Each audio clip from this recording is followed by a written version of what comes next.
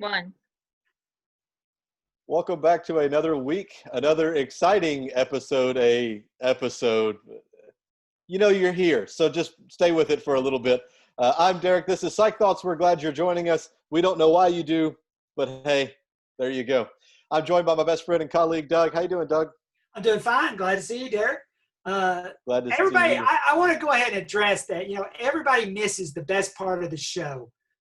When we sign on, you can always see that we're laughing and smiling. It's because we have a long discussion about the show before the show, and that would be 100 times better than what you're fixing to watch.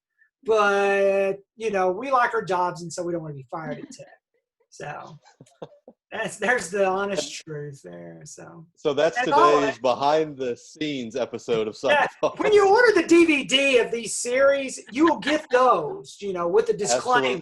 Bonus features. Specialty. It'll be in the bonus features. The outtakes. Yeah. Speaking of outtakes, we have an intern with us. Her name is Elaine. How you doing, Elaine? I'm doing okay. Including in the behind the scenes work. See, I'm talking now. See, you always want me to. Behind the scenes look, it just basically comes down that we don't know what we're talking about. So we'll just wing it. Well, maybe. Don't tell them all of our secrets, though. We have to save some for the DVD. Don't look behind. Don't look behind the like our channel, subscribe to our. Do you like it or do you? I don't know. Subscribe, like, share, tweet it. I don't know what you're going to do. Share it with others. If you like what we do, share it. If you don't like what we do, share that also. That's not our fault. Don't forget that we are here every week, and then every week is done like this because it's almost every week that you'll find us here. Leave us a comment. We'd love to hear from you. Find us on the social medias, on all of them, I guess. Just don't find us on the TikTok because the president said that it's illegal. So I had a good one on there. So, what's that? On TikTok. Oh, you had a good TikTok? You can replicate it on here. You're not going to. Once again, that's the uncensored one that you have to pay for. So we thought we would spend some time talking about, you guessed it, psychology. And what we came up with, and by we, I mean Doug, was that we could discuss something educational, which made a lot of sense. And we'll talk about 7 psychology experiments that are famous, if not infamous, and what made them great, what made them terrible, and why we still teach them today. So the first one we're going to start with is the Stanford Prison Experiment, 1971. It's a fun one, isn't it? It is. It's what made Zimbardo famous. Oh, Zimbardo. The man who, as he's aged, his beard has gotten darker. I'm not sure it's natural, but it sure has gotten darker. Dr. Zimbardo, if you're watching this, you shouldn't. You're Dr. Zimbardo. You can watch whatever you want to watch. Please add a comment below. Yeah, please comment below that. If he watched it, Psychthoughts would have had to have had more than 3 people who watched the show. So probably not an option. But what are you gonna do? So Stanford Prison Experiment was in a time in our history in 1970s when our culture was really pushing against something pretty incredible, and that something pretty incredible was like order, structure, niceness. We're coming off of something pretty big in 1970 for $1 million bonus points that we can spend on absolutely nothing. What was the big event that was ending around 1970? The Summer of Love. Yeah, there was certainly the Summer of Love. Manson had killed no one, but killed a lot of people. Woodstock had come and gone. And Manson was not the, this is just off the topic, but Manson was not the sign of the end of Summer of Love.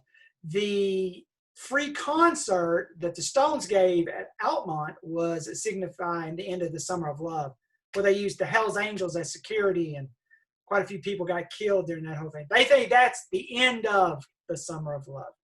And that was in the early What was the name of that concert? I don't know what the name of it was. I just know it was held there, and then they thought it would be great to use Hell's Angels as security. And so a couple of people got stabbed to death. Did that not work? Didn't work. It wasn't, it just didn't work. It wasn't like everything else. So, but what was going on? It was the Altamont. December 6th, 1969. The Altamont free concert. Yeah, it's a very catchy name.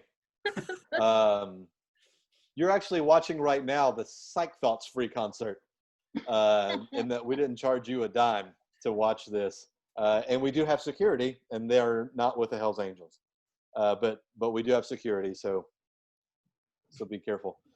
There was another cultural thing that was happening that wasn't a free concert. Maybe you've heard of it, a little event called the Vietnam War. Remember that? Well, yeah, but I was in a equating that. That really happened? Well, yeah, that really happened. But I was thinking, if you ask people about the 60s, they usually think about, free love, the hippie movement, and all that. I think if you ask a Vietnam veteran, they would talk about Vietnam in the 60s. True, but that was one of the major polar things that I think divided the country. Is that absolutely? And so we had that, we had that mentality that we weren't going to go participate in the war. We had people that were dodging the draft. We had others that went and served proudly, and the nation was at an all-time. I mean, if you ask people then, they would have probably said the same things they say about us today in society. We're just so split and so polarized. I can't see how we're ever going to get back together. Yeah. Yet we did, right? We did. Maybe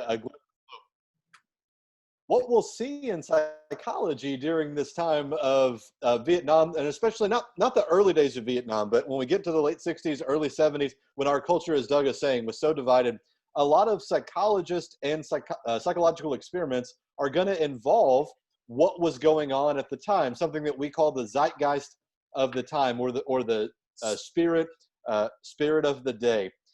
So one of those things, one of those experiments that we'll talk about is the Stanford Prison Experiment. Another one that we're going to talk about around the same time, early 60s though, is going to be Milgram's experiment. But we're going to see a kind of a cluster of experiments that are resulting in this. Zimbardo had this idea about conformity and about control. That what works in a prison system, what doesn't work in a prison system. So people signed up to be inmates that they in a jail, in a prison that they created at Stanford University in the basement of a building. And one day they were arrested and put into this Stanford prison. Now the guards were dressed like guards, but very stereotypical, right? They were given mirrored sun. They were given khaki pants, mirrored sunglasses, nightsticks, and they were dressed with authority. But the inmates were given a jumpsuit, and which is more like a gown if you see the videos, and a number. So they immediately started to dehumanize these inmates, and that dehumanization began the moment they arrived at the prison, when they were stripped naked and deloused. Right, that was a part of that dehumanizing aspect of the study. And what happened in the first few days was not much. The inmates did the inmate things, and the guards did the guard things. But somewhere around day 3, I believe, and I'm wrong a lot, but somewhere around day 3, the guards really upped the ante on what they were doing to the inmates. They were forcing them to do physical exercises. They were keeping them up at all hours. And what would eventually happen is an inmate decided that he was going to revolt. He was going to go on a hunger strike. And Zimbardo, the experimenter in all of this, was also set up as the warden in the experiment. And what he learned while doing this was that you shouldn't be both the researcher and the participant, because he got lost in the study. So much so that he says a colleague came by when there was going to be a riot. Evidently, one of the prisoners had been released because they wanted out of the study. Remember, it's not a real prison, and they said that there were going to be a riot, and they were going to come back and liberate the prison. So Zimbardo has all of the prison moved to another location, and he's sitting in the hall when his colleague comes by. And in his interview, he says he was disgusted that his colleague wanted to know more about what was going on. He says, "Don't you know there's going to be a riot?" You know, like he's really caught up in this. It wasn't until a researcher by the name of Maslock, Christina Maslock is the burnout researcher. That's kind of the area that she's known. She invented this thing called the Maslock burnout inventory. She comes by and she's in the prison and she's watching these prisoners be marched around and things like that. And in her interview, she says she was overcome with emotion. She became emotional at the dehumanizing aspect of what was happening in this experiment. Zimbardo says he came to his senses and ended the study far short of what his intended length was. I think it lasted for what? 6 days or something like that? Yeah. So very controversial study. Certainly not a study we're going to replicate today. What do you think, Doug? You want to try it? Well, I think you could replicate it, but you couldn't do it as a prison thing. A couple of more things that you did a great job of explaining it, but just to let people know, it's just one of those things that people start off that it's a good ideal or they have good intentions. You know, and I always say that, you know, the old saying is the road to hell is paved with good intentions. You know, he didn't go into this lightly. I mean, like I said earlier, it's the end of Summer of Love.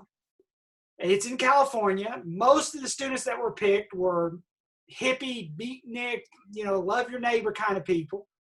He picked about 75 people volunteered for the actual experiment. He gave them all psychological examinations because he wanted to make sure nobody had any underlying problems or anything going on. Out of that, you know, he picked the 25 or so, and then they were just randomly divided up into prison guards and into inmates. If you was an inmate, the actual police came and arrested you, but they brought you back to where they built the prison at the university. You were stripped, given that hospital gown. You had to wear a cap to show like your head was shaved. You had, like you said, you had to go by your number. It was like you was being deloused and everything. It took only 2 days for things to escalate. Because at first he thought that this is going to be a boring experiment. Everybody's just going to lay around. So the prisoners revolted and locked themselves in. And the guards, after that, escalated. And so you saw escalation on both sides. And over the period of time, we started seeing a lot of other factors start to come in. The conformity of the group, the guards' aggression. And the thing that people forget is that they were not allowed to physically harm them. You know, they couldn't hit them, but they could order them around to do stuff. And they ordered them, you know, you got to do this, you got to clean the toilet with your hand. They had a closet, which was solitary confinement. But what happened was one of the subjects ran off the rails and wanted to leave. And the other one went and talked to Zambora. And so Zambora basically told him, say, hey, look, you know, I'm the warden here. And if you tell me information, I'll make sure the guards are nice to you. And so he went back and he told the other people, we can't get out of this. This is a real jail. And they freaked out about it, you know. I think it's an interesting study. I mean, over the period of time, there's been a lot of questions raised about it, about the ethical treatment. Because, you know, like you said, Zambora was the warden and the experimenter. That was wrong, you know. And ultimately, it was about the roles we play. And we get into situations. And he got involved in this, and he felt that, hey, I'm an experimenter, but I'm the warden. You know, like he got mad at his colleague. Don't you know there's going to be an escape tonight? And that never happened. But I think the experiment served a great point, and I think all psychology experiments serve a great point as a neon sign to go to society today to go, look what happened. You need to learn from this, you know, because this experiment became well known in the 90s, when we had the incident of the prison in Iraq. You know, you had the prison, you had the soldiers posing with the inmates and making them do all these horrible things. And they started comparing the pictures of the Stanford and this incident, and they were just the same. And so it kind of led to the, you know, he came up with what he called, which is great, the Lucifer effect, which basically says, you know, no matter how good you think you are, if you're put in a bad situation, you become bad. It's not like the one bad apple, it's the bad barrel that you get put in. You know, and so if you're put in a situation where you have absolute power over people and you don't have oversight, it slowly, you know, it goes downhill. In my class, I always give the example. I said, now, if I told you, I pick a student, I said, now, if these 5 students had to do anything you say, you'd be like, oh, okay. And then you would test it. You'd be like, well, stand up. Well, stand up. Well, bring me lunch. Clean my house. And it would just keep getting worse and worse and worse. And we don't learn from these situations a lot of times, that we don't look at them for what they should be worth is, you know, here's a, you know, it's like somebody going, don't go down that road, you know, you're going to get stuck.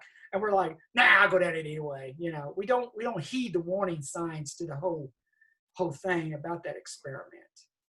But, you know, we can take applications of this and move it outside of a prison setting, as you're saying, Doug, and we can talk about things like hazing of different organizations, where we have this power differential, some type of authority versus some type of expected subordinate. And what happens when this power is maybe called an abuse of power? And we often will say things like, why doesn't someone step up? Why did all of the guards go along with it? And what you can find from the Stanford Prison Experiment is they all didn't. They revolted in their own little way, which wasn't helpful to the inmates, right? So some would become runners. They were just the ones who would go get the food. They would go out and do this and that task. They didn't want to be involved in it, so they would remove themselves from that situation. And I think we do that as a lot as people. We see a terrible situation, and we don't want to be a part of it, but instead of affecting change, we just exit from it. So we almost become guilty by association, or maybe guilty by complacency, in that we struggle to know that intervention. What would have happened if someone would have said to what they later called the John Wayne guard, the guard that really rose and took control, and would later say that he was conducting his own little mini experiments, wanting to see how far he could really push people. What would have happened if one of the other guards would have said, hey, you're kind of being a jerk, stop? And we don't know. What I would encourage you to do, one, if you're studying this for some type of test, Stanford Prison Experiment, you can go to, what's the website? prisonexp.org and learn more about the Stanford Prison Experiment. You can type in the Stanford, and then Google will fill in the rest. It's a pretty big study, right? Because there's a lot of things that were learned from this study. But if you're not studying this for a test and you're not needing this for a class, first of all, you're probably not watching Psychthoughts, but that's good too. But if you are, remember that if someone speaks up, we have a chance to break this concept of groupthink, and we have a chance to disrupt a system, right? And that's that can be a good process. Well, you know, it's kind of funny because, you know, I think about the Stanford, and the point that you brought up is a really good one. You know, I talk about, in my group dynamics, we talk about things that influence people in a group, and one of them is norms. And we talk about the autokinetic effect. You know how you look at a stationary light, you think it moves? There's an experiment, I can't think of the guy's name, where he did an experiment where he had to show that over a period of time, 3 people would look at the light and say, well, it moved an inch, it moved 3 inches, that we will converge to where our norms are the same. But he also showed that if he had one person that moved 7 inches, and he kept saying that everybody else would kind of slowly move to that. And that they would keep that same thought generation after generation. So sometimes we find ourselves in situations or in groups, and we might ask ourselves, you know, this seems silly that we do this, but we go, oh, well, that's just the rule. We started it. We got to always stay with it. You know, I think one of the biggest things that hinders us as humans is that we want to be individualistic. We want to do all this, but yet we gravitate towards hierarchy. We like to know where everybody is. We gravitate towards comfort and consistency, you know. And I like to know everything's going to be consistent. Everything's going to be the same. I know where everything is. And you don't want to be that one person where we go, let's do this. You go, no, let's not. And then everybody looks at you like, oh, I'm sorry. I don't know what I was thinking. Yes, let's do that. So I think, you know, that's one of the big things I love about my field in psychology is that I think that we do not spend enough time to look at all these experiments and to really think they have a lot to say to us today and in the future about where we're going.